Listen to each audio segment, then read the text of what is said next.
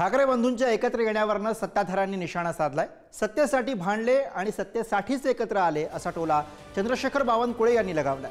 दोन्ही भाऊ निवडणुकीसाठी ठाकरे एकत्र आलेले आहेत असं नरेश म्हस्के यांनी म्हटलंय, तर जनता ठरवेल मैदान कोण मारणार अशी टीका हसन मुश्रीफ यांनी केली आहे।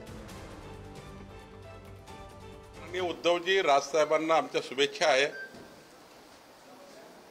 खरं तर भावंडांनी एकत्र यावं ही संस्कृती आहे। भांडले कशासाठी माहिती नाही,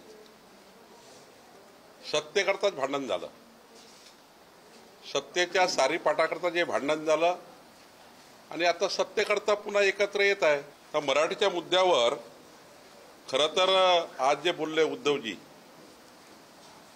सत्ता गेल्यानंतर जसं शोकगीत गातो शोकगीत, तसं उद्धव ठाकरेंनी शोकगीतासारखी आपलं भाषण केलं।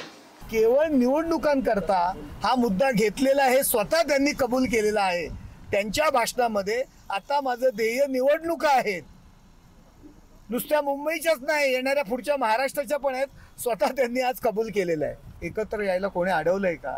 शेवटी त्यांची इच्छा आहे। परंतु मला नाही वाटत की ज्या पद्धतीमध्ये उद्धव ठाकरे यांचे वागणं आहे त्यामुळे ह्या सगळ्या गोष्टी शक्य होतील मला वाटत नाही।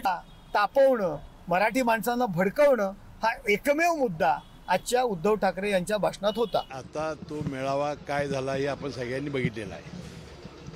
आता ज्यासाठी ते एकत्र आलेले आहेत आणि ते एकत्र राहायचं आहे असं त्यांनी अनाबाका घेतलेले आहेत, तर मला वाटतं सगळ्यांनी शुभेच्छा दिलेल्या आहेत त्या दोन भावांना एकत्र यायला।